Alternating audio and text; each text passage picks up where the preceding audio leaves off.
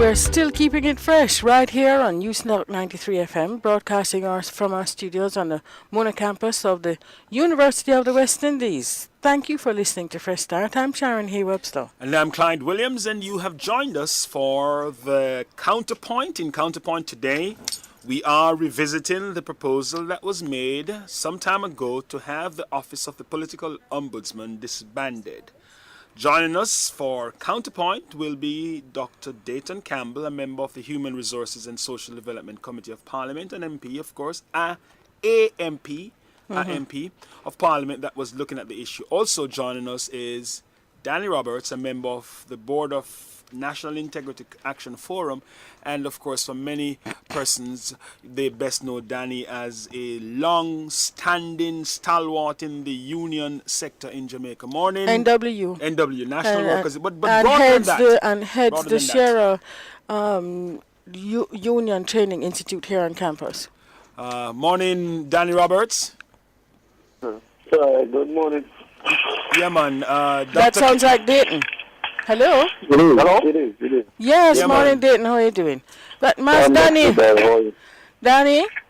Hi, yes, morning, Danny. Hi, morning. All right, so like you don't stretch yet, man. Stretch, man. Stretch, no, man. No, we know. All right, We know. Okay. All right, so let's start with Dayton. I want to contextualize it, Dayton, and you can, if you wish, don't choose the context I'm offering here. But this call for the ombudsman is part of saying it's irrelevant governance and so on. You're going to remind us of that call.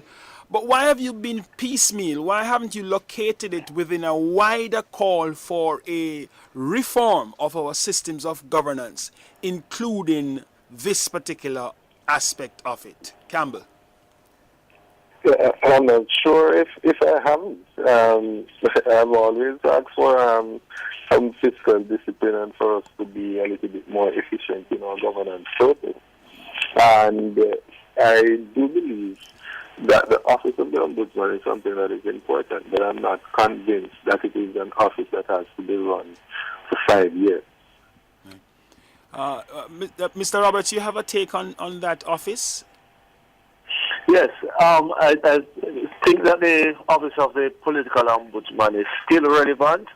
In fact, when you examine its original mandate, that certainly has not yet been fulfilled, and I think that both the parliament and the political parties in recent times have taken action which would suggest the need to strengthen the role of the political ombudsman and provide it with certain powers to impose sanctions and to make recommendations to Parliament to declare certain persons not fit for public office. So I think that there has been a move in the direction of certainly putting the act in the Constitution and strengthening the power of the Contractor General and giving him the option to exercise sanctions in breach of the Code of Conduct. So I think it is increasingly relevant. You mean the political ombudsman, not contractor? Yeah, man. Yeah, that's slip of the tongue. Yeah, that's slip of the tongue, Danny. You said Contractor General, but we are saying ombudsman. You refer to the mandate and refer to the fact that you believe it needs to be properly anchored within the Constitution. What is the mandate of the political ombudsman? Is that a question for me? Yes, dear. Well, I think that Section 12 of the Political Ombudsman Interim Act of 2002 set out clearly what the role ought to be. The political ombudsman shall investigate actions taken by political parties which it believes would constitute a breach of the existing code of conduct or any other action that it believes is prejudicial to the good relationship between supporters of political parties. It also provides the power to investigate and to summon documents and persons before the ombudsman for purposes of conducting its investigation, and it does in fact give it the role of a judge, Supreme Court judge in that regard. I think that the argument certainly for strengthening it would obviously be to put it in the Constitution would obviously be to strengthen it so that the office has a greater constitutional authority to deal with sanctions where breach occurs, and certainly to make recommendations to Parliament and make referral, if necessary, to the Director of Public Prosecution if it thinks that certain breaches are in place. I think those are the intentions of providing it with some constitutional authority to act. Soon come back to the constitutional authority. So, Dayton, what you're saying? You're saying exactly what you were saying just now. This is what I'm saying. I'm also agreeing that the office is something that is important. But based on the information that has been presented to us, I am not convinced that it is an office that has to be run for 5 years. This is an office that really operates in and around the election period. Outside of an election period, there isn't much that has been done, and this is based on the report coming from the Ombudsman. If we even look at the last election period, they had 158 complaints, and 79 were resolved by a tribunal, which is inclusive of the general secretaries of the two major parties. Only 30% of the 159, so about 47, required investigation. Now, that is in the heightened election period. Outside of that, they're really not doing much. And even when the Ombudsman himself came to Parliament, he was saying that of the 18.6 that has been allocated, that some of this funding has been wired to some different areas at some point in time. Now, I'm looking at it objectively, and I'm saying this is a political ombudsman, and outside of the heightened election time, I am not convinced that we're getting value for every dollar that is being spent outside of that time. So if it can be that we can amend it to say this office it comes a seasonal office? 6 months, right, seasonal. It comes on board about 6 months prior to the date of the election or something like that, where you can deal with those activities. But outside of that, I really don't see the value of it.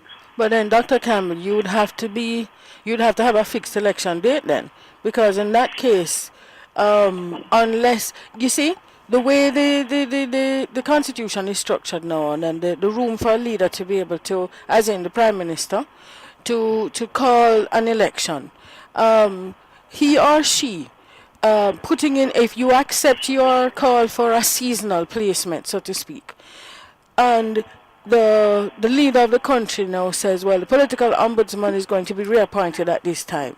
That then is a signal that elections are coming on. Well, it could be 6 months prior to the date if it is fixed, or at the time of announcement if it's not. But I'm not convinced that we're spending 18.6 million per year and we're getting, say, over the past year. What value would we have got from that? So I want to 2012. Very little. Let me go back to Danny. So Danny, the argument being offered by the Member of Parliament is that the thing really only requires somebody to perform certain tasks within a defined window, and as a consequence, to have that office for just ongoing like that doesn't make any sense practically. Well, that's certainly not true, because the Code of Political Conduct addresses issues outside of the question of election campaign, including issues relating to the distribution of scarce benefits. And when how does it do that? But practically no, because Dayton, hold on, we just want to just look at the things as you raise them. Dayton says from the reports he's looked at, there is inactivity. So factually he's saying he's on good grounds. But how would the political ombudsman actually deal with scarce benefits? Well, I'm saying to you, where there are allegations of, well, the court speaks to that as an issue. And where there are allegations made in respect to the distribution of scarce benefits by public officials, that there is a basis within the context of the code of conduct for the political ombudsman to investigate.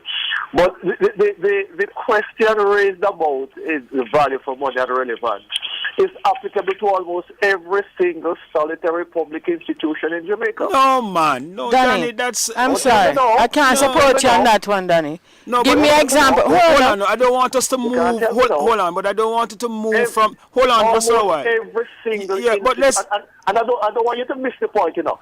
Almost every single not almost every single institution in Jamaica ought to be scrutinized to ensure that there is value. That's a different point. That's a That's a different... separate point, Danny. No.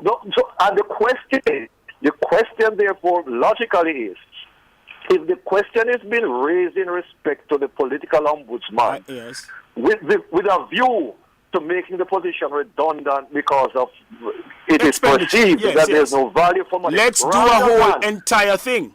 Rather than to That's- look at the weaknesses and the relevance and its mandate and objective and strengthen it, then I'm saying that it could be applicable to almost right. every other institution. Now, recall at the top end of the conversation, we located the issue within why was this office singled out and not a focus, as you just said, a focus on a wider thing to see whether... What systems are working? That's right. And I started with that, Dayton, because that sort of piecemeal approach, and I think Danny is into it, but that sort of piecemeal approach can't solve the problem that you say we should solve.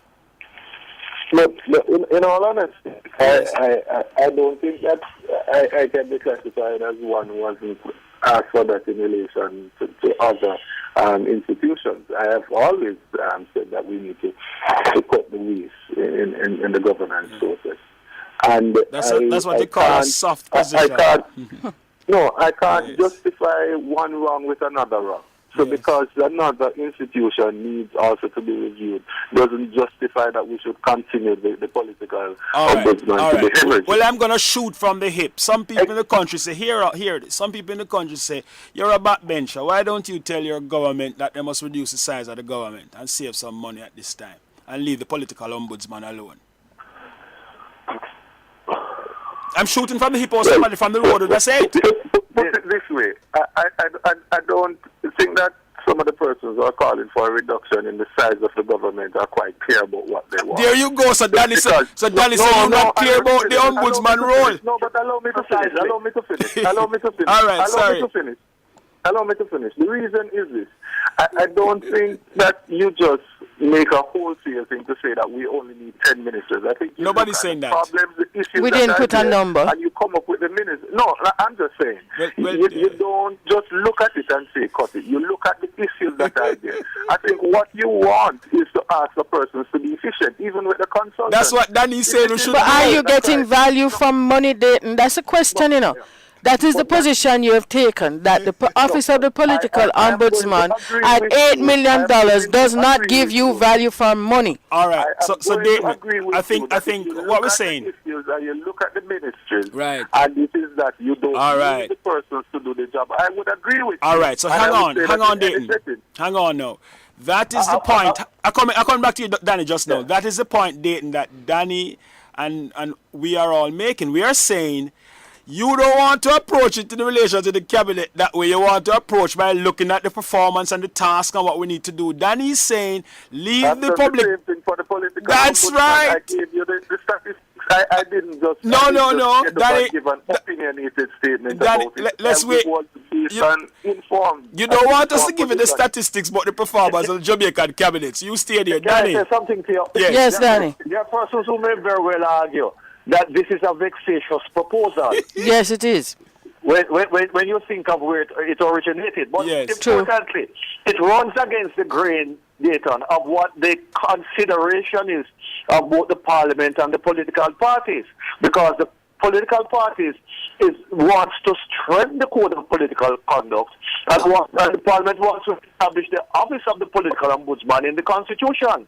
But that's not what So we got. The committee, when we asked for a submission from the political parties, that's not what we got. Even It's if them you legislate. research, even the It was ombudsman the first time that there are even the inconsistencies were there. ombudsman was quoted as saying the office may not be relevant after the last election. Even the ombudsman himself who is on said record that? saying that.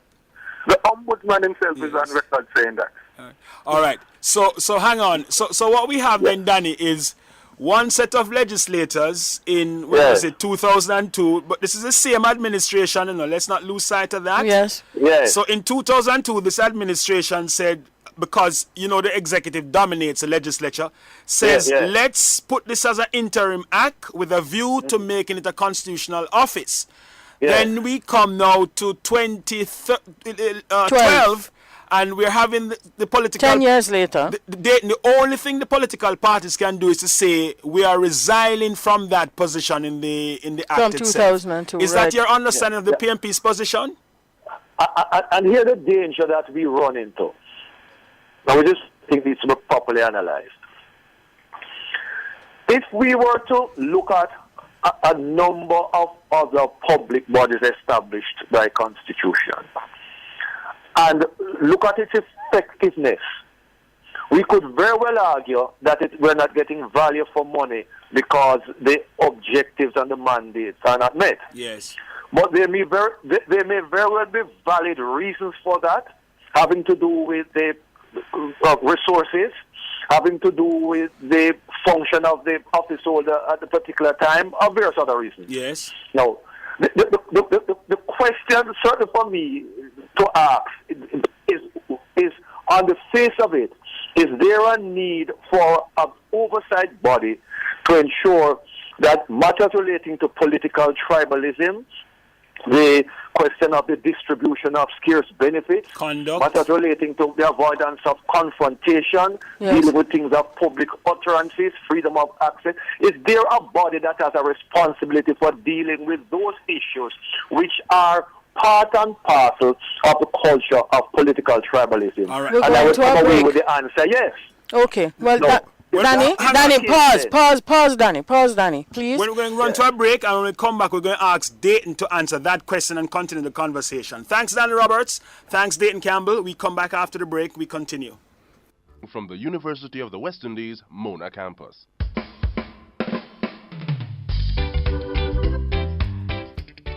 Welcome back to Fresh Start, broadcasting from our studios here at the Mona campus of the University of the West Indies, News Talk 93 FM. We're in our counterpoint segment, and we're having discussions on whether or not to have the Office of Political Ombudsman disbanded. Our discussants this morning, Dr. Dayton Campbell, a member of the Human Resources and Social Development Committee of Parliament, and also Danny Roberts, a member of the board of the National Integrity Action Forum. Just before the break, Danny had made some points about the relevance of the office, and we're about to ask Dayton to respond on that. Right. This is what I'm saying. The offences that he spoke about just now. Just remember that some of these offences are also protected in our statutes, right? Yeah. So there is the avenue that persons can get redress on this outside of the political ombudsman. I'm looking at the political ombudsman and I'm looking at it in an objective way.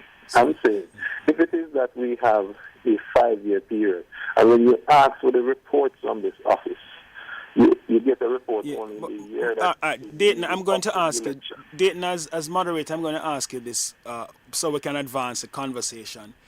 Danny has made a point in answer to that. He says that there may be good reasons why stuff is not happening, and it may not have to do with the reason for having the office itself, that there is a reason to have an oversight like this. So can you deal with that point that he's making? And let's just juxtapose Where for would a the while. oversight come from Let's then? just juxtapose for a short while. So the oversight point, he's saying there are things that are happening and things that will continue to happen. We need oversight. Let's juxtapose. Many Jamaicans now say the office of the defender, Public defender. People quarreling and all kind of things and saying Precisely. right. So let's juxtapose and so address the point that Danny has raised, which is a more fundamental point of principle. Is there a place to have an oversight body over the conduct of politicians in their public office and in campaigning and so on? I mean, I want to make it abundantly clear, that I believe that politicians are to conduct themselves in a way which will set an example. And currently, for the majority of the time, we're found wanting based on the way in which we affront each other and the petulant remarks that are made to and fro. And if there's an oversight body that will aid in clearing up that process, then that would have my support. But the political ombudsman, the office of the political ombudsman, as opposed to the office of the public defender, the public defender was crying out for a lack of resources, financial resources. The political ombudsman is saying that often the environment of their funding, because they don't need it and they don't use all of it. So it is a different case. This is an office, in my opinion, that is getting resources and they don't have any work to do. No, but then, if I can interrupt you there. Can I interrupt you there then? Can I interrupt you there then? If he's saying that there is work but lessened within a period of time, then it's a matter of allocation of resources relevant to the period of time for the nature of the work to be undertaken. So therefore, year one, you're coming in just after an election, so to speak. Let's just put it that way. So you're Less in for the resources. current 5-year term. So you have less resources. So what you do is ramp it down to possibly, let's just say for argument's sake, 1/3 of the cost. Yeah? And then in year 4, you begin to ramp it back up then because you're preparing. You have to do the public education work. There's advertising that must be done. There's traveling for the officers that must investigate, and presence of the political ombudsman for the monitoring of the code of conduct. Let us remember, that the code of conduct came out of the work of the political ombudsman, and that is the Bible, in a sense, of guidance that ought to be there and used by the politicians, and many of us don't use it. So let me I wouldn't necessarily disagree with that. That's a middle ground, and I wouldn't disagree with that recommendation. But I have a problem with it as in what obtains currently. Yeah, I don't I think think that the same amount of money that we're spending Yes. in years 1, 2, 3, 4 should be the same amount that we spend in year 5 when we have the election. I want to make a plug for experience and the importance of the balancing in Jamaica. And I think out of that, Danny's points have come that have to be careful that we don't throw baby and bathwater sometimes when we meet up on a specific problem. We have to take a little while. And I understand, Dayton, and you bring an energy that is important because you cause dialectics to take place so we can find a better resolution. So I want to ask you something though, Danny. Couldn't we all collapse all of this into an agency that deals with anti-corruption? All of these things. Maybe, and that's something that we'll certainly have So to you have them examine. as departments? Yes, possibly. Yes. We could examine that. But I want to say 2 other things. Go right ahead. One is that certainly if the existence, and I'm not saying it is necessarily the case now, but certainly if the existence of the political ombudsman office or the police force acts as a deterrence to act of corruption and to misdemeanor, then I think it would be fulfilling its purpose. Yes, because... And secondly, I would not want a day to arise in Jamaica when we shall have reduced crime to considerably low amount. I would disband the that we force. now raise questions about the relevance of the police force. in circumstances where they may appear to have very little to do then. No, that's in respect. That's in respect of fighting crime, but that does not mean about enforcement of law. Well, that's what Daniel which is is a saying about the separate deterrence. matter. That's the deterrence I was talking about. Right. No, Yes. I'm just drilling down to make it clear for those who may be listening. But in the spirit of counterpoint, we have to allow Dr. Campbell now to weigh in on those issues that have been raised. You could very well agree with them. Well, I am agreeing that we need to extirpate corruption from our political landscape fully. 100% support for that because it is the greatest deterrent to growth and prosperity. However, I believe that the analogy that was just drawn is comparing apples and pears. It's totally different because. But focus on the illustration. All right, don't bother with the focus on the illustration. Just focus on the points principle. Deal that with are the being principle. raised. Yeah. Right. Don't get lost on that one. All right. No, because the point I want to make is that, as I said from the outset, that I do believe that the office of the ombudsman is something that is needed. As to the value of it at all times is where my concern is. Right. So I'm not saying that we ought to just totally abandon the office, but I am not convinced at all. All right, Dayton, That- I think though that you have raised something, Danny. Dayton has raised something that we need to resolve. 2002, this was an interim position. I think it's time now as a people, and Dayton, you're in the parliament, you can push your side in terms of on backbenchers. Put a private we need to member's resolve, motion, We yeah. need to resolve what we're doing with this particular office. You can't have something interim for such a long time and continues to be interim. Right. But like, Yes. but like, the Parliament at present, the Parliament as late as September 2011 was contemplating the need to have a constitutional amendment to give constitutional authority to important public bodies such as the Electoral Commission, the Contractor General, yes. the Right. Public Defender, and the Right. Political Ombudsman. Yes, Right. yes. So the Parliament is moving in a particular direction because some of the recommendations which have been made by the Political Ombudsman in his report about the absence of the authority to provide sanction, etc., has been taken on board by the Parliament, and they are moving in the direction. That to the Parliament- point where yes, Yes, That they're was moving to draft 2011, the not constitutional amendments 2013. To give constitutional authority to these bodies. Yes, but remember we had an You said election. that earlier. Yeah, but it's a different government now, Danny. Danny, No, but that's what I'm saying. Yes. If it is, and I didn't get the sense that this was a political division, certainly in the debate that has taken place so far on it.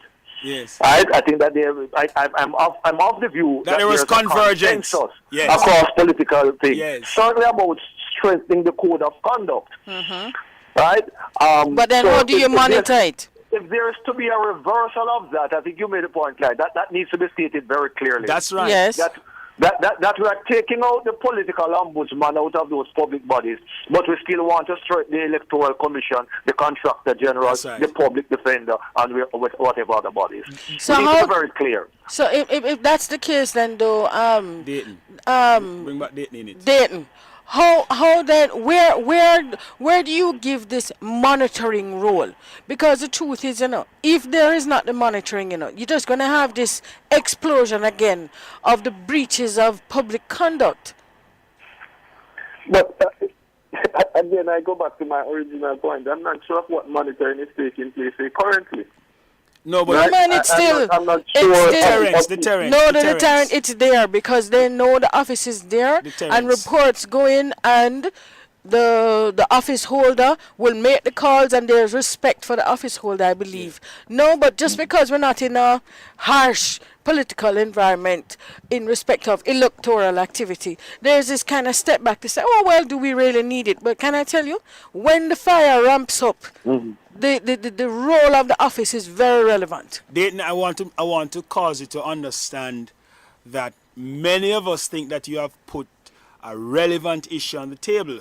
It has nothing to do with whether we agree with you, because the nature of the parliament is about debating. So no problem on that.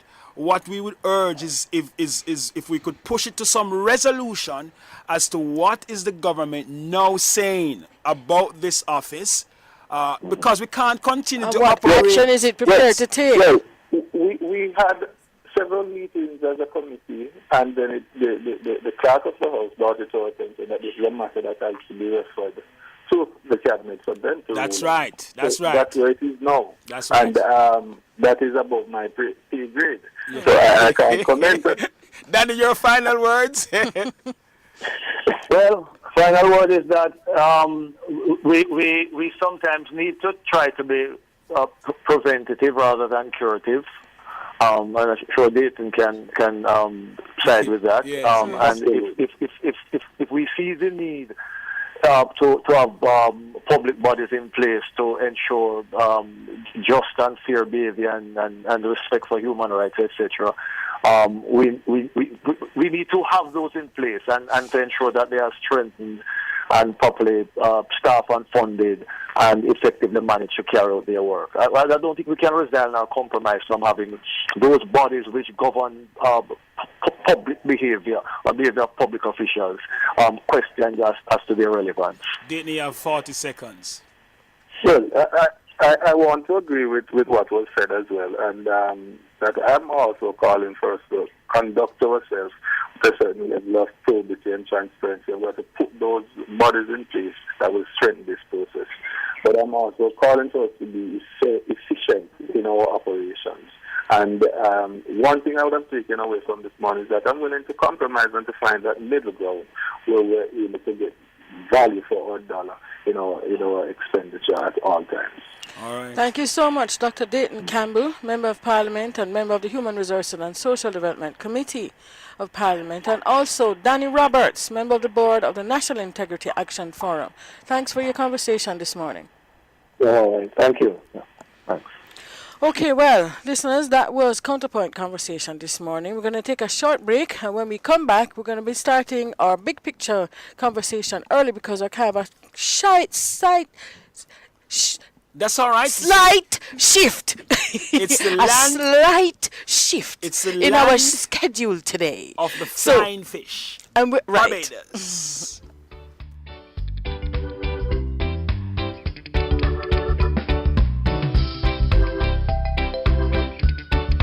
News Talk 93 FM. Heard everywhere.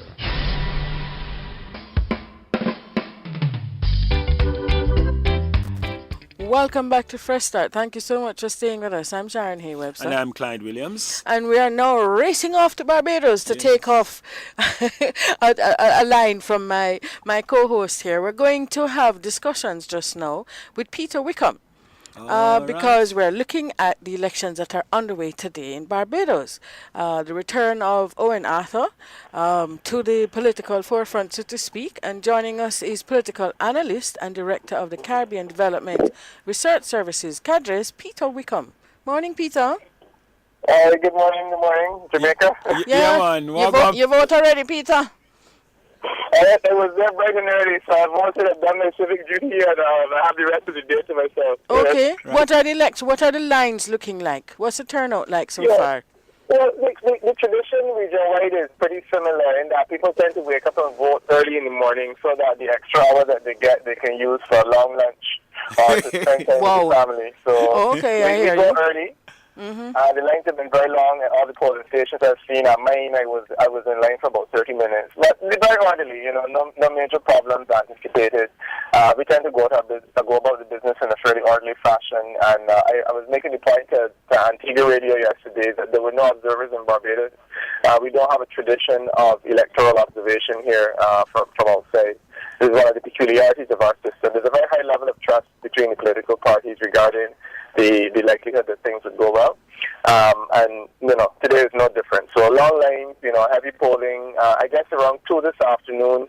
That's normally the period in time when things start to die down a bit, post-lunch. That's when we expect to see things dying down. What's the current balance? Who are the main contenders in the election? And what's the current balance in the parliament? Okay, well, we have 30 seats in our parliament, 30, which is perhaps not a very good idea. It's an even number. The governing Democratic Labour Party held 10 seats. The opposition Barbados Labour Party held, Democratic Labour Party held 20. The Barbados Labour Party held 10, the opposition. You would recall that the Barbados Labour Party was basically in government, and we normally had, similar to Jamaica, regularity of alternation, 2 terms, or in the case of the PNP, 3 terms. We have never really given a government 1 term.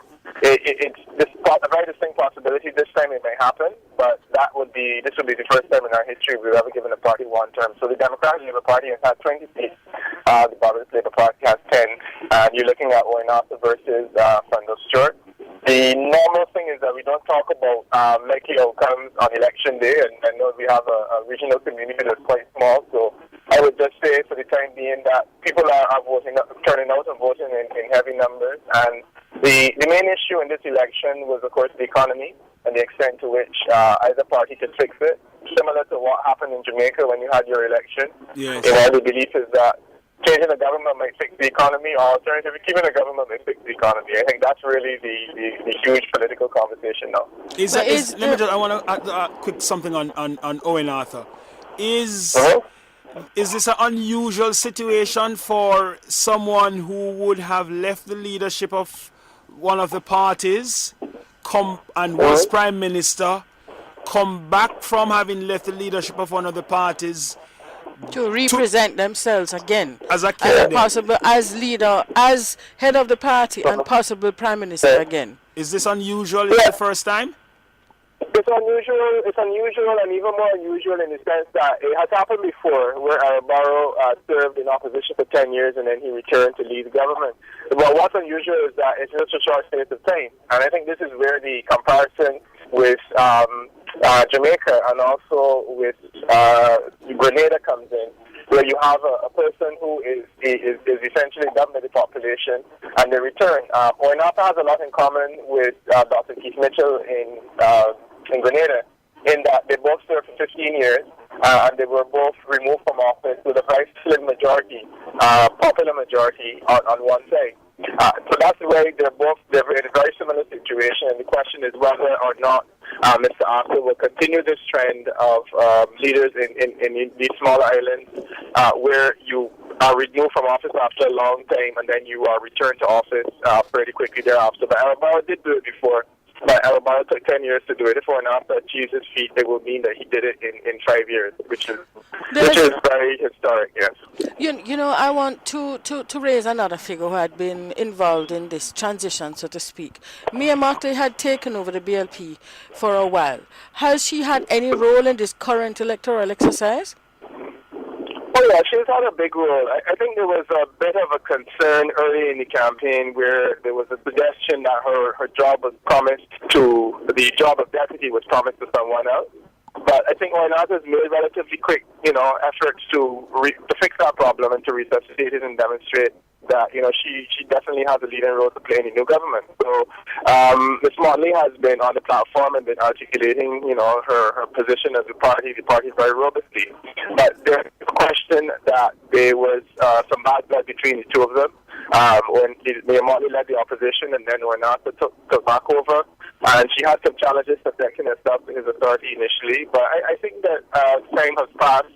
There seems to be a healing, or at least a comfort for the time being with the way that two of them can work together. Okay, can I take a follow-up question on that too? How many women candidates are there in this election just now between both parties? That's a very good question. I'm almost embarrassed to tell you that I'm not really sure. The Democratic Labour Party said they believe they're fielding about 4 women, which would have been the former government or the government, the current government.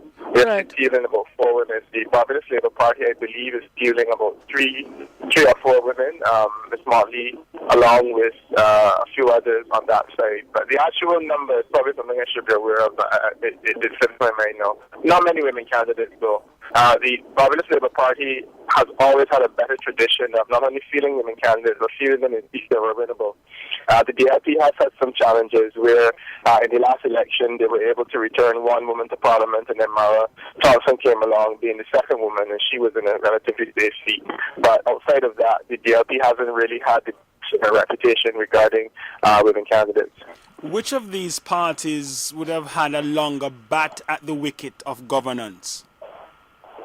Yeah, it would definitely be the opposition Barbados Labour Party.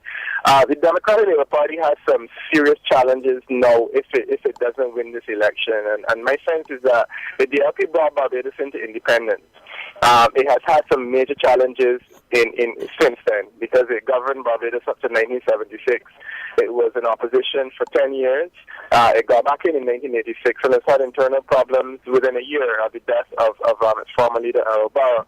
And as such, the Barbados Labour Party has made full use of that, and they have remained in office. They governed for 15 years.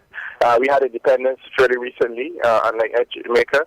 And the Barbados Labour Party would now have dominated more time in office than the Democratic Labour Party. We have a generation of young people in Barbados that have no knowledge of Democratic Labour Party governance that is good. one could say, because the last 4 years have not been the best of times globally, and it's been difficult for the BLP to make its mark or make its impact on the lives of Barbadians in the way that it would probably have wanted to. So it is at a disadvantage. There's a handicap right at a disadvantage. What's the difference, if any, between these two parties? What are the options, alternatives being presented, both philosophically and in terms of management teams? Right. When I look at the two parties, they're no different to the two-party situation that you have in Jamaica, where I am challenged as a professional to understand the fundamental difference between the two. They seem very similar to me, and I would argue that the same differences that you will identify between the PNP and the JLP, you will identify between the BLP and the DLP. And I think those differences are essentially nil. Personalities are different, there are one or two policies, but both parties have engaged in privatization and nationalization. Both parties have built structures and destroyed structures. Both parties have contributed to social fabric. The DLP believes or argues it has a legacy of building a social fabric of the nation and enhancing it. But there are many people who would argue that the Democratic Labour Party has done similar things in its time in office. So it's a challenge for me to really identify the fundamental differences between the two. Yeah. Can I ask you, Peter? Are there any particular swing seats or seats that, for example, you use as a barometer to determine outcomes? Yeah, this question as to the bellwether is one that comes up a lot, which is the seat in Barbados is a bellwether. And there really is the simple answer to it that there's none. There was one up to 2003, which was in Christchurch East. But Christchurch East has now become slightly more strong in support of the Democratic Labour Party as a result of some boundary changes that took place. There was a seat in St. George that shows one of the slightly more rural parishes, that shows an inclination to be an indicator of what's likely to happen. So we're watching those two. The sense I have in one is that it is probably moving to the opposition, and in the other is that it's probably staying with the government. But I think that at the national level, the conversation for me is a lot more clear in terms of the political direction that the country appears to be going in. But at the constituency level, there will be some peculiarities, and I'm sensing that in those two I mentioned, which is a Christchurch seat near the airport and one of the rural areas, semi-rural areas in St. George. Of course, we don't see rural the way that Jamaicans see rural, because in Barbados everything is urban for all intents and purposes. Yeah. What's the size of the persons enrolled to vote? And whether it's heavy, what's the size of the persons enrolled to vote and the number of candidates? Are there independent candidates? Yeah, we have 8 independent candidates, 60 candidates for the two main parties. As in Jamaica, independent candidates will make very little or no impact. We have an electoral roll that is, I believe, in excess of 220,000, which is interesting because our population is only 260,000. So the fact that our electoral roll is so large speaks volumes about the fact that we have a fairly aged population in Barbados. The population is a whole lot older than it would be in several other countries. So it's about 200,000, just over 200,000 people voting. And, well, everyone is presumably going to do so by 6. Voter turnout in Barbados tends to be in the mid-60s.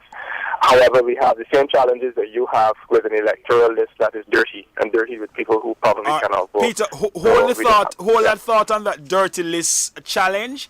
We're going to take a news at the top of the hour, and we'll have to make contact with you afterwards to finish up. Okay, thanks so much. Thanks so much, Peter. We'll come back to you.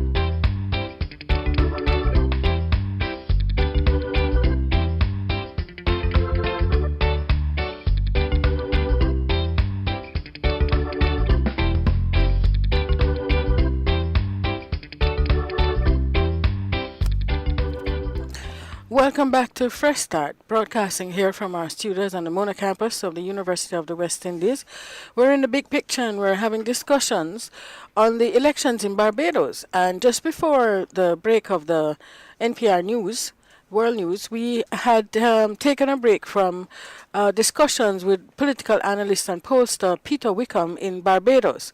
And Peter is supposed to be back online with us now. Good morning, Peter.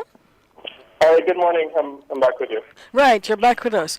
Okay, you know, we had started looking at candidates and seats, but one of the things I'd wanted to ask you to, what's the mix of, although I'd raised the issue of female candidates and you had said, well, there's probably about 4 each on either side, but what about young candidates? What's the age differentiation like?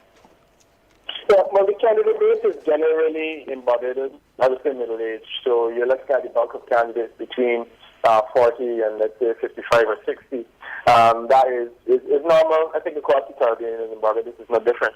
The opposition, I would say, has a slightly younger team or slightly more green team politically, in that they're going in with some of the old faces, but also a lot of very new faces. I believe the youngest person that is in that team would probably be mid-30s. On either side would be the youngest politician. So I would say the group is relatively more middle-aged. You really can't say it is a terribly young group. Both leaders, interestingly enough, both leaders are well over 60. I think both Mr. Arthur and Mr. Stewart are in his 60s. Mr. Stewart is 62, I believe. I think Mr. Arthur is slightly older than him. So we would have a cohort of older leaders, and I think this is also historic in Barbados. Since in the last election, we had a slightly older leader facing off against the young David Thompson. Ironically, it was a young David Thompson who subsequently died, and I think that was the tragic and surprising thing for most of us. So yes. It's an interesting race in the sense that you're dealing with two relatively old leaders and two relatively young teams. Well, so therefore there's a mix of wealth of experience and bright new sparking energy and think tank work, eh? Let's hope that it works in both instances. And then I'm also quite excited about the next wave of leadership, and I think that's also interesting. And Mr. Arthur at his age is probably not going to be able to live for a whole lot longer. And we have a young Mia Motley, who I believe is well known to you all in Jamaica, the cousin of Donald Scott Motley. Would be the presumed second in line on the Barbados Labour Party side if they're in the government. And it's going to be interesting to see if there's a transition there. And on the other side, we have a young Christopher Sinclair, who is ironically born on the same day as Mia Motley. I believe that Mia is 3 years older than he is. Very interesting. Yeah, presumably the next wave of the LP leadership. So I think the future of our politics is going to be interesting. If the BLP wins, the presumption is on Mr. Arthur old enough, so he would need to give way at some stage. If the Democratic Labour Party wins, the presumption is that his leader, Prime Minister, would also want to give way within a relatively short space of time to slightly younger leadership. And the next wave of leadership is young, it's exciting, very, very energetic, politically flamboyant, and I think that we have a lot to talk about over the next 3 years. What will face the new administration? In terms of what are the issues that will face the new administration?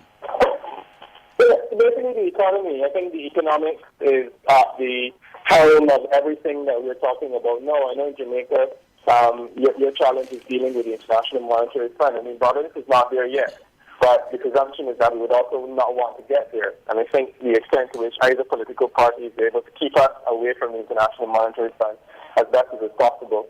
So we made a challenge if being faced. We have a challenge in Barbados with a high debt level. So we carry substantial debt. Like every other Caribbean country, we're carrying tremendous debt. We also have an extremely large public service. As in Jamaica, a lot of Barbadians are employed. A very large part of the working population is employed by government. Our government is struggling with this. We have a lot of parastatal institutions that are hemorrhaging money and are very inefficiently run. Government in Barbados still owns a television station, and few of us understand why it does. Transportation is public, healthcare is public, education is public, and government has been trying to get out of some of the other public activities like banking and so on. The government has been moving to get away from that, insurance and things of that nature. And the feeling is that whether we like it or not, we have to start to look at privatization in a real sense of some of these state agencies. And this is a conversation that Jamaicans are comfortable with, and you have had to deal with it in the transportation sector, from moving from a private transport to a public transport system. But it is how do you struggle with structural adjustment in the context of maintaining social services that are important for the poor, for the needy, for the less fortunate. And I think that really is the challenge that the new government faces. Sorry, go ahead. How are the social safety net issues being handled by both parties? What kind of agenda has been set? Well, I would say that the agenda of the Democratic Labour Party is slightly more simple to understand. The Democratic Labour Party has done a couple of interesting things for their 4 years in office. We have free bus fares, so anyone who goes to school travels on the bus for free on public transportation. That has been a major social initiative. Okay. We've always had a school feeding program in Barbados, so everyone is entitled to free lunch if you go to school. That's primary school, Peter. Primary schools only, yeah. Oh, yes. Primary okay. schools only. Yeah. So hang on there. Circumstances at secondary schools. Hang on there, Peter, because Sure. those are some very telling social programs. So once you turn up at school and you are at primary school, you're guaranteed a hot meal. Yeah, pretty much every primary school child is guaranteed a hot meal. I think we pay like $1 for it or something now. Yes. There's a small fee attached, but if you're unable to pay the $1, then you get the food anyhow. So we say it's free because the cost of the meal doesn't bear any relationship to the actual meal that's provided. But for some reason, we do that. Do the children That's a consume really it? important program. Do the sorry? children consume it? I just want to try to see it has traction. Well, I think these days less of them take it to before. I think in my time you actually had to have a mother's excuse or a parent's excuse not to take school feeding. In my time. Yes, These okay. days, however, because there's $1, you could say, well, if you don't pay the $1, you don't get the food. But my understanding is that it has become less popular over time because Yes. a lot of children are into the more exciting, sugary meals as opposed to the balanced Right. diet. Better over. Yeah. Right. So there's yes, go ahead. I'm sorry. Yeah, the other thing that the government has done is that they have done a summer camp program that has also been very popular where during the summer, children can go to camps free. The counselors are paid by the state, and that's also one where food is provided. And these meals are completely free. There's no fee associated with these meals. What has happened is a lot of people have been preparing food for children during the summer and have been making some good money from providing school contracts. So that has been something which the government has done that they have been talking about. It's been very, very attractive. It costs about $3 million to do in the summer. And the presumption is that it is one of these boat catchers in the system. The Barbados Labour Party side, the BLP has been slightly more refined in its approach to social programs. I mean, social programs have been provided by, has been a lot less obvious to see. The challenge now we have is that it appears as though the less obvious, more subtle way is the way that seems more practical in this economic environment, while the DLC's way of having some accounts and giving out food and things of that nature, it doesn't seem as though that is the kind of thing that's going to work long term. So the question is, do you go with one or the other? That's really the issue. Right. So is there a sense in which one of the parties runs a tighter fiscal ship than the other? That's an interesting question, and one I'm not sure if I can really answer it. What I would say to you is that the previous administration money was more available. Government bills were paid more reliably. And there is a feeling that the economy was working better. And as a result, the fiscal shift was tighter. Having said that, however, the previous administration also spent a lot more on social programs. There were more cost overruns. There were more, basically contracts that were issued that were questionable, the quantities and so on. But people keep making the point is that even in that environment, everyone seems to have more. We have a title fiscal shift, apparently no, but there's also less happening, so contractors are complaining or whatnot. So it's a kind of a difficult balance in that do you have more money being spent and more money being wasted, or do you have less money being spent and everyone complaining that there's not enough money being spent? I think that really is the difference between the two. So to avoid this growing debt and to bring growth to the economy, what are the factors that will influence that from the discussion between the two parties?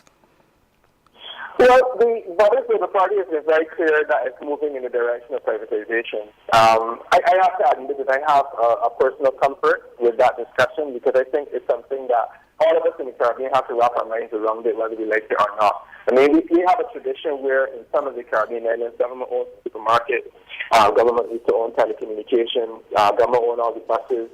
government-owned and is engaged in economic activity that no one quite frankly understands why do we have to do it. In Barbados, government owns a TV station.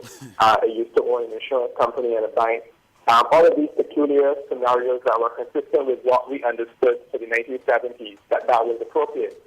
I don't know that the 1990s has brought in an era, and ushered in an era where government is getting out of everything that's not absolutely essential for government to be involved in. And the Barbados Labour Party is saying, let's take it to the next level and let us get government out of the few remaining areas that government is in that it does not absolutely have to be in. So health has been preserved. Education to a large extent has been preserved. But government still has interest in a bank here, and the feeling is that it needs to divest itself completely of that. The radio station, TV station thing, which I think Jamaica dealt with that pretty effectively many years ago. The belief is that this new government will get out of the Caribbean Broadcasting Corporation and let someone else run it, which I think would be a blessing, quite frankly. But the Democratic Labour Party has resisted that. It's interesting because the Democratic Labour Party has done more privatization than anyone else, because it was them that privatized hotels that government owned. They started privatizing the banks and insurance companies back in the 1990s when it was having structural adjustment challenges. The Barbados Labour Party was in opposition when all of this happened, but seems to have embraced it more now. So we have essentially actions and thoughts. The LP is talking it. The Barbados Democratic Labour Party has been doing it, but is uncomfortable talking about it because it scares people. And I think that really is a major economic question. How much of this do we use as a way of tightening up the fiscal and the economic ship, or how little of we use it? The Democratic Labour Party has not really been forthcoming on what they plan to do to keep the economic ship afloat. So they have what is called a medium-term fiscal strategy, which means that you cut spending. So instead of photocopying documents to send PDF files out, and I mean that's fine, that works well. I think you can shave off a few dollars here and there, but the sense is that the kind of savings that needs to be realized, that will not really do. And I don't think that in this campaign, the Democratic Labour Party, which is in government now, has successfully convinced people like me, for example, that we can do enough saving of money on paper clips to be able to get to the kind of cost savings that we need to do. Right. While the Barbados Labour Party is taking a bold and many would argue a risky political move of saying, look, we're going to privatize, we're going to sell state enterprises like the Caribbean Broadcasting Corporation, and this is where they're going to make the cost savings. I'm going to put my money somewhere this morning. I'm putting my money on the comeback. I'm calling him the comeback kid. I'm putting my money on the comeback kid this morning. You have to be a big stallion to beat the comeback kid. I wouldn't say that that's too risky a bet to do, but as you would appreciate, I wouldn't want to come. No, of course, that's all right. Can I ask you though, Peter, especially with this conversation about privatization and a more efficient economy, has there been any voicing, any calls from the diaspora, from the Bajan diaspora, as to where they see how they see the economy and where they see their fit? Yeah. But remember, our diaspora in Barbados is not that big, It's not like Jamaica. I mean, Jamaica, you actually have a section of New York that's a state. Tri-state. Exactly. Barbados doesn't really have that tradition. That diaspora here has been very quiet, very muted. And it's also very small in comparison to the size of the local population. So we don't really get their voice in relation to anything significant. There's a small New York community and London and so on, but it's more like they will give to political parties, but it's not highly organized like it is in Jamaica. So I really couldn't tell you what they feel or see or. So other than the two main political parties that are contending for victory today, are there any civil action groups that have been part of the political discussion? Not really. One of our problems in small islands is that the societies are so small and the politics so big and so penetrative that we don't really have a civil society movement developing. There was an organization called the PET, which is the People's Empowerment Party, that was a small political party that ran a few candidates in the last election, but they have declined to run any candidates in this election because they know that they are not going to do well. So we don't have any civil action groups or no women's movements that are running. The labor movement essentially does not run candidates because both parties are labor parties. And I think it's one of the unfortunate realities of the small societies where there's no vigorous and aggressive third voice or fourth voice in our politics. All right, Peter Wickham, we wait here in Jamaica to see what happens, whether it's going to be the comeback kid or it's going to be the statesman, because that's the best I can say to characterize the... You see, your guys have been realized, but I invite you to link with me tomorrow morning, and I'll be more than happy to tell you Yes, about yes. what the outcome is. I'm probably going to be a little tired, but I'll be Certainly. happy Yeah, to man. see if your guy has been realized. All right, Peter. We'll definitely will take you up on that so that we can bring this news in the morning and so on. Have All a good day, my friend. Take good care. Well, good, Peter. Okay. Yeah, man. That was Peter Wickham from Barbados. He's a political analyst. He's a pollster. And he runs that organization, CADRES. He's part of that organization. CADRES, Yes. Caribbean Development Research Services. Polling organization and research services right through the entire Caribbean, primarily in the Eastern Caribbean and Barbados and Trinidad, because Trinidad is South Caribbean.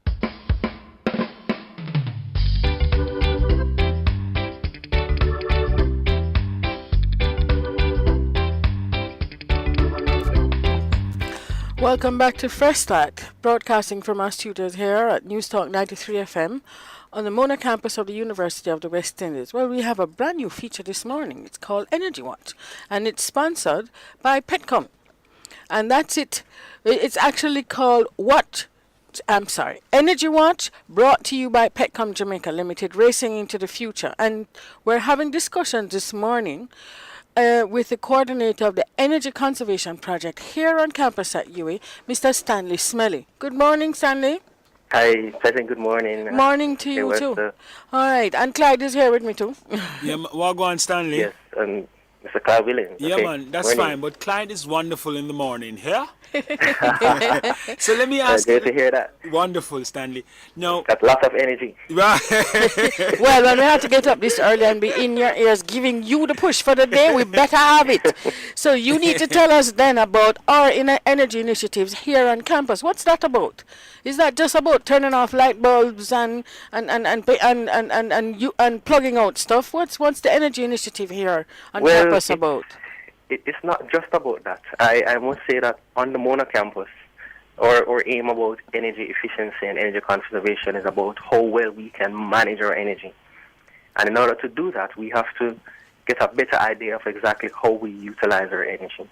And so our program on campus is first identifying exactly how we utilize our energy with the hope of seeing the opportunities that may arise in terms of how energy is wasted. So you're doing an energy audit just now? That's right. Well, we did our energy audit several years ago, sometime in 2005, and it identified several areas that we could focus our attention on in terms of reducing our energy. Okay. And we have been implementing some of those suggestions over the years. You want to tell us about the results of the research? Well, definitely. I can begin just with a summary that when we started our energy efficiency project, our energy management program, sometime in 2005 when we did our audit, then based on the recommendations of the audit, our campus management committee initiated the Energy Conservation Office. Since that time, let's say we started to procure all the various devices, instruments, appliances that would be necessary, and we benchmarked our projects from about the year 2009. At that time, we're about 2.1 million kilowatt hours per month. That's what we're using at the university.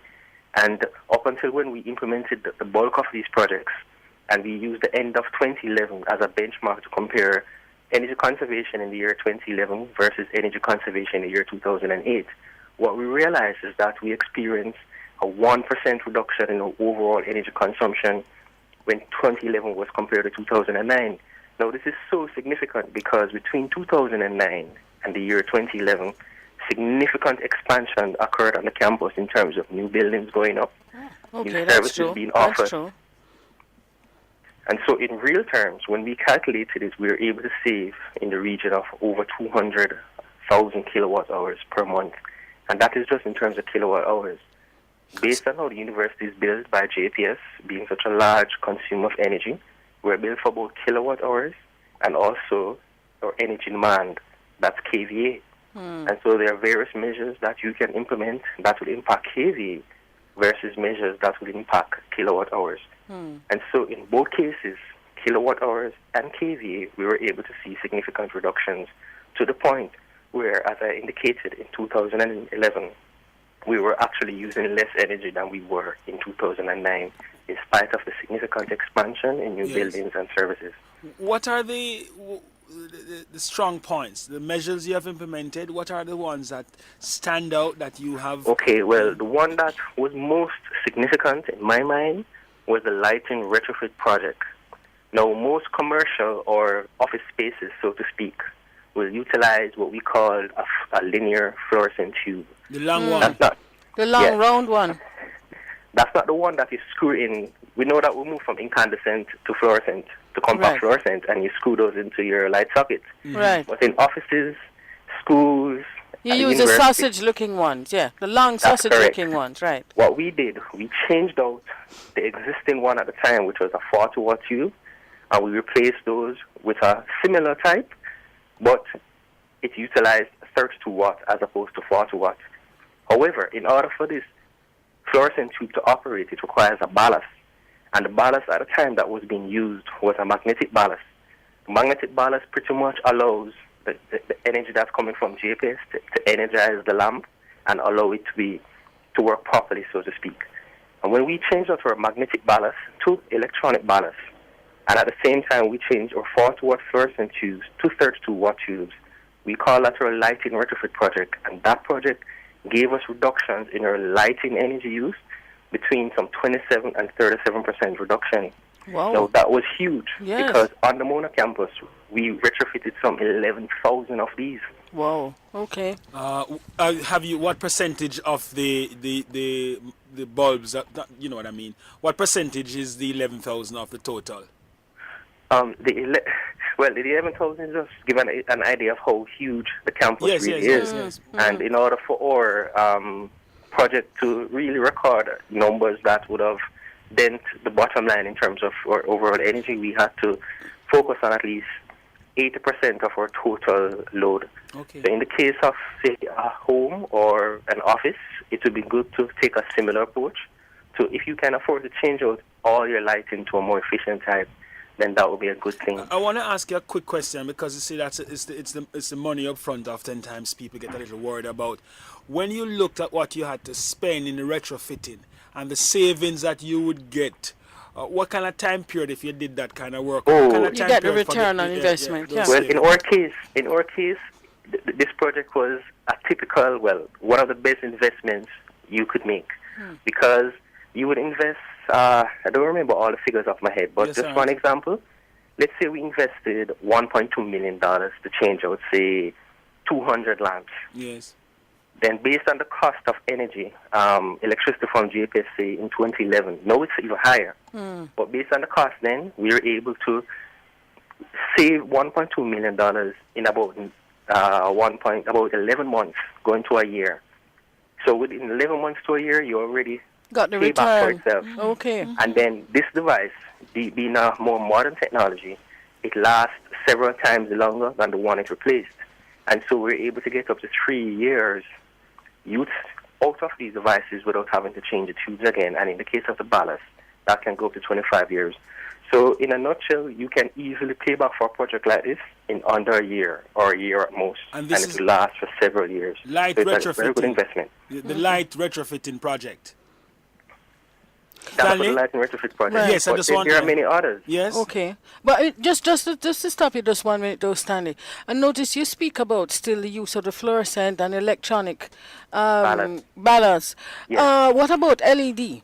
And I'm well- speaking as a consumer who has been, as you say, exploring some options. And LED lights, as Clyde was pointing out, some of the things you have, the upfront cost is quite expensive. And I LED agree. lights I are agree. expensive, eh? I agree. How come you And, didn't consider using those? Well, we did in fact, but as a university, we don't always, or most of the time, our approach is that we don't allow persons to come and tell us what to do, Okay. or because everybody's doing it, we also do it. That's not the case at the university.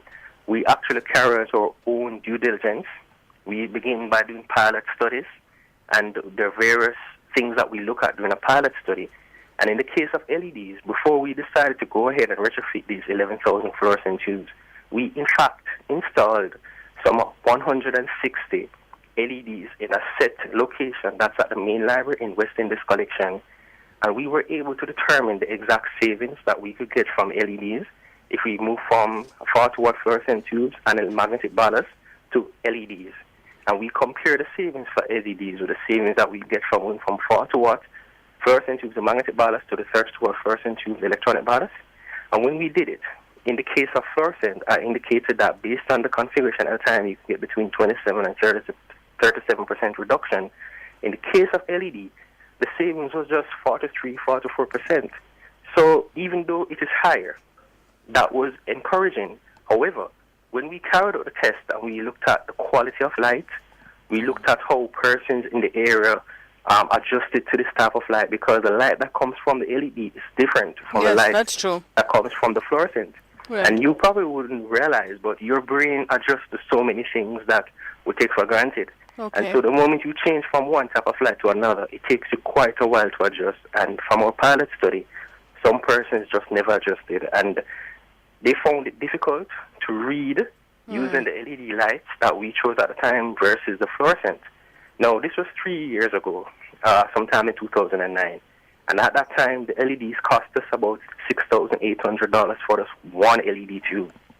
Wow. Now, imagine we multiply $6,800 by 11,000. I don't want to think about it, but go on. Versus, in the case of the fluorescent, one of the tubes cost us $300. Whoops. So Whoops. when you put the electronic ballast on that, which was about $2,000, we could do an entire fluorescent light for like $3,500, while an LED would have cost us $6,800 times 3.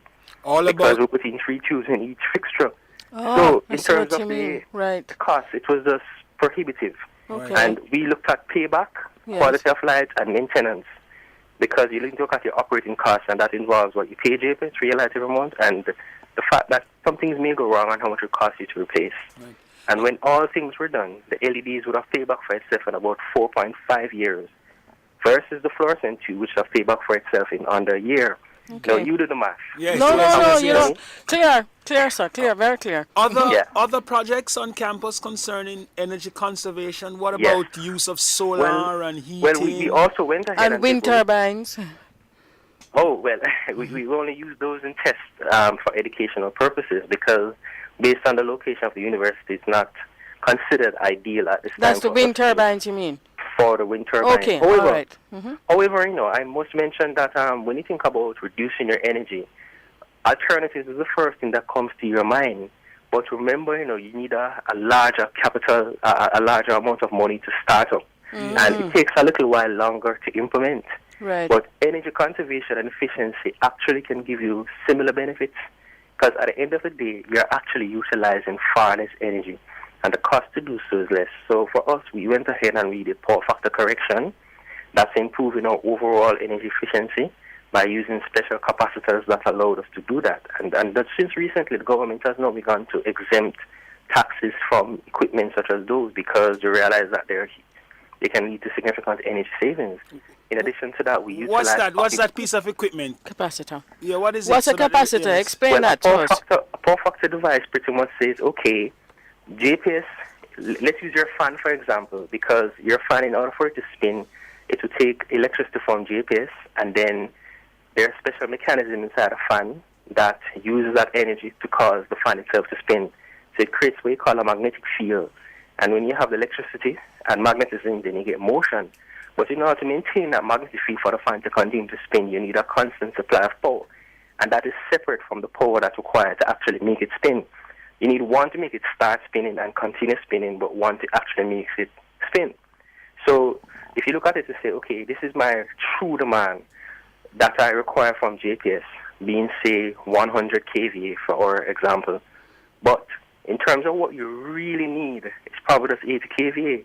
If you look at the ratio, 80 kilowatts, so to speak, if you look at the ratio of the 80 kilowatts for what you really need, from what you're really asking JPS being the 100 kV, then the ratio of that is called your power factor. So it's really a measure of how efficiently you're utilizing the power that you're asking JPS to provide. Yes. Now, if you use special capacitors, these devices are built in such a way that they can reduce the amount of power that you're asking from JPS and allow you to use the amount of power that you really need, so to speak. So your efficiency would have improved. Yes, where does someone get such a equipment? Do you need an electrician? The time is almost up on us, so it's the last bite.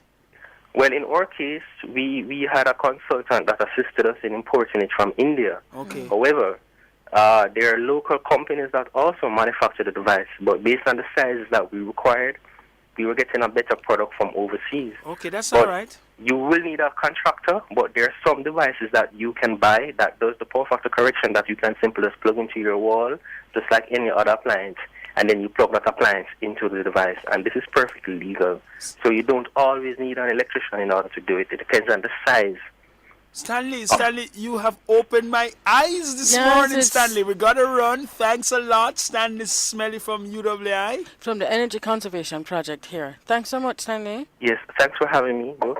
Okay. Oh my well, God. Garrett, listeners, yes, certainly. That was Stanley Smelly, who is coordinator of the Energy Conservation Project for our bold new feature this morning, Energy Watch, which is sponsored by Petcom, Racing into the Future. But one thing we'd have to tell you, though, listeners, this was the pilot. This was the first airing of that. So we're going to shift to a different time for the next program, which would be at 7:45 then, and not 8:30. So that's quarter to 8. Quarter to 8 and not 8:30. So we're going to take a short break now. When we come back, we'll take your calls.